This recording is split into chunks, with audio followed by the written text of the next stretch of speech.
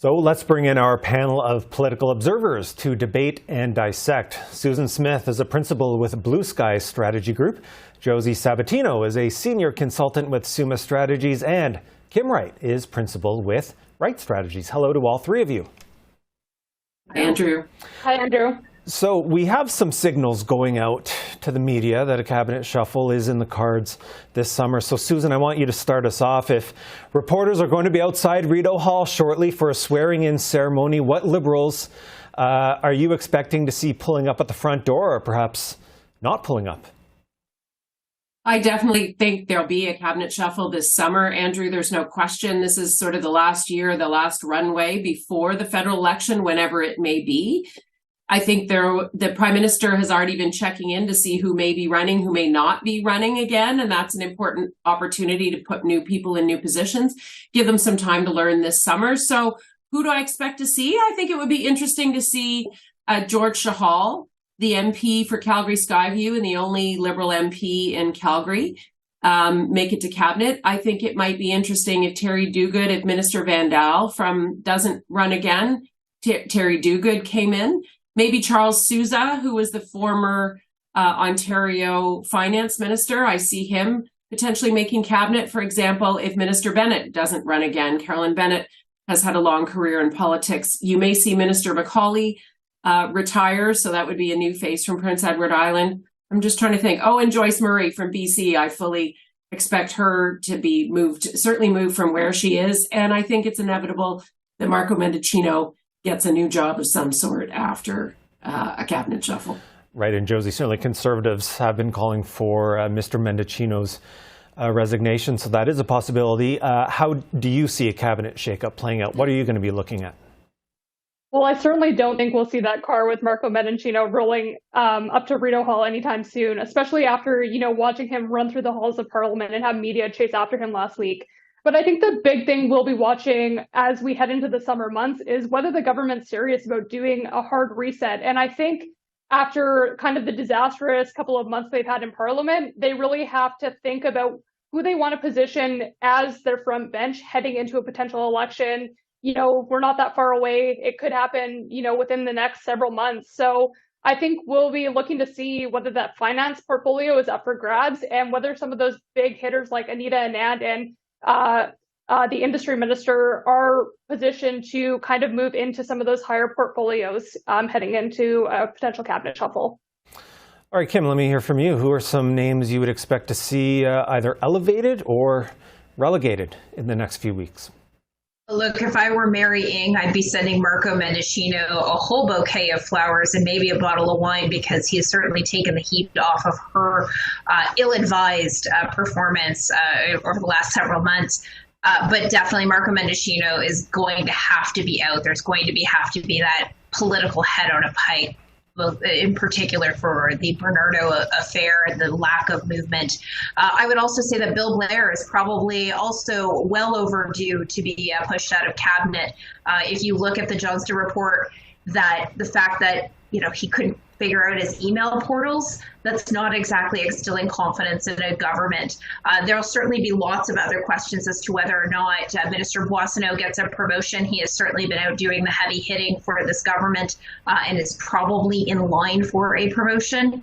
But this does need to be a bit of a reset for them if they are going to look to show that they've learned any lessons from the disasters that we've seen over the last few months. Again, Mary Ng, Minister Pascal in the Hockey Canada saga, and how those things have unfolded. You can't just give it all to Chrystia Freeland and hope that it all works out. That's just not how this is going to work.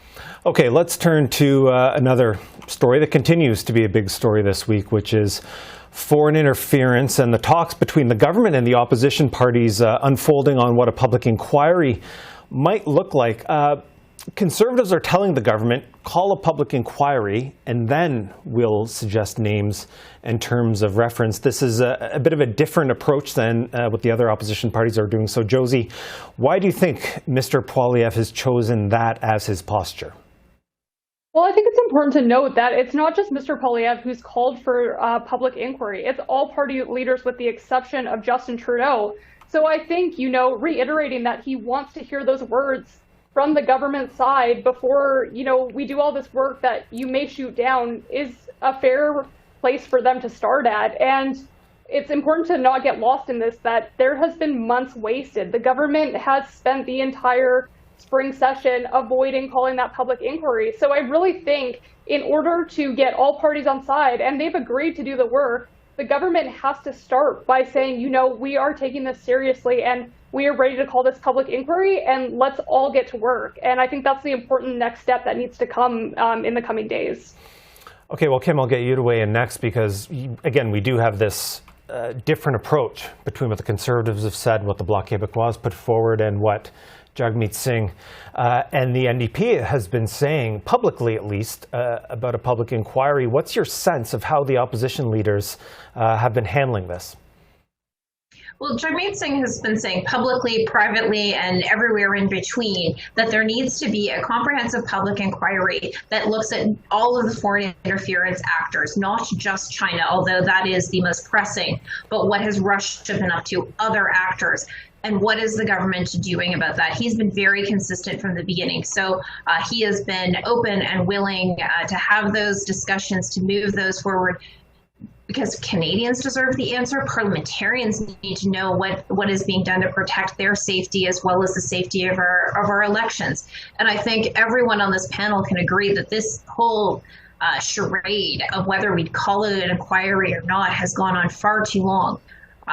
This could have been done and over with by now practically, but here the government has continued to drag its feet and not doing proper vetting. This has been such an unforced error that I think that, as I said, Democrats have been very clear. They want a public inquiry and Canadians deserve one. All right, Susan, what are your thoughts on this in terms of the government's perspective and the government's timeline of how they've been talking to the opposition and putting the onus on the opposition last week and this week? Well, there were stumbles, obviously, at the outset on this. There's no question. But the government has signaled that it will sit down with the opposition and negotiate the terms and the people who will be part of the go forward process on this. And 3 out of the 4 parties are participating. The Bloc is at the table, the NDP are at the table, the Liberals at the table, and the Conservatives are grandstanding again. So if Pierre Poilievre is super serious about wanting to get something done, then he should sit down at the table and have the conversation and move so that the terms of reference can be decided and a process can be put in place. I heard Minister LeBlanc at a news conference say, this is working in terms of moving ahead because it's not being negotiated in public. And Pierre Poilievre, as he usually does, wants to go public, pound on a table and think he can get a result. And, one sooner or later, he's going to have to act like a grown-up or send an emissary who can act like a grown-up so that the things can be discussed in a normal way, that they can get someone significant to come forward who will be treated with respect and dignity and not excoriated in the political process as we get to a response and we can reassert and reaffirm Canadians' confidence in our democratic system. There's no question, all the parties agree that there was no impact on the last election, but there's been some nonsense going on from a foreign interference perspective. We need to get to the bottom of it, but the nonsense has to stop on the opposition side, get down to brass tacks, get it done, and get the process rolling. Okay, we have a moment left, and I want to finish on a different kind of cross-party encounter this week. That was in Nova Scotia. Justin Trudeau and Brian Mulroney, who offered praise for the current Prime Minister for the handling of COVID and for renegotiating free trade. Let's have a listen. And I saw the big decisions he had to take at crucial moments. And I saw the end result of this incredibly challenging negotiation. The end result was a significant victory for Canada, and it is due to the leadership that we saw from the Government of Canada on this most important occasion. All right, so Josie, let me go to you because Mr. Mulroney also said that trivia and trash comments about Prime Minister Trudeau will be forgotten to history. What do you think Conservatives should think about what we heard from Brian Mulroney? Well, it's important to note that in the last election, and despite the nice words from Mr. Mulroney, he did not endorse Justin Trudeau. He endorsed Erin O'Toole. But I do think at the end of the day, he is a statesman. There's a lot of division in politics right now, and we can have these cross-partisan conversations where we do acknowledge the good works of our prime minister. I mean, I think that's something that all MPs can agree on. And while we may have our differences day to day, we want to acknowledge the important roles that our prime ministers play and the role that they will have in history. And, you know, we may not like everything that happens, but Mr. Trudeau does have a role in that history. And I think that's what Mr. Mulroney was acknowledging. All right, Susan, quick word from you on this. Brian Mulroney is a statesman. It's nice to see him there. I don't know. And he was gracious, I think, in his comments to Prime Minister Trudeau, and he was right.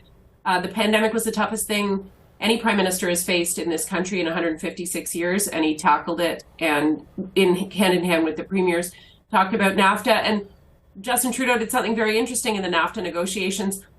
He brought former Prime Minister Brian Mulroney, a Conservative, to a federal cabinet meeting, a Liberal cabinet meeting, so that the whole country could benefit from the advice and the perspective. I think it is quite telling that Mr. Mulroney did not mention Mr. Poilievre. He endorsed Mr. O'Toole in the last election. He could have used his pulpit as an opportunity to boost Mr. Poilievre. He chose not to. He didn't say anything too negative about him, but not saying anything at all is kind of the same thing. All right, so Kim, I think that's where Brian Mulroney's vote will be the next time. All right, Kim, a very quick last word to you on this, the significance of that. Look, I'm happy to see Brian Mulroney up and around and giving speeches. It is always heartwarming to see. But his biggest legacy is on free trade. So it's unsurprising to see him, happy that those trade agreements have been renewed. You look at Brian Mulroney and the things that he has done around free trade, acid rain reduction, and in apartheid. Those things are his legacy. He's also been very critical of the government about not living up to their NATO obligations. So sometimes politics can actually say nice things. Politics can be good cross-partisan. It's not a bad thing. People should take that time over the summer, over the barbecue circuit, to talk to some of their colleagues across the political aisle. All right. Well, one nice thing I'll say to you is thank you all, three of you, for your time, Susan, Josie, and Kim. Thank you. Thanks, Andrew. Thank you.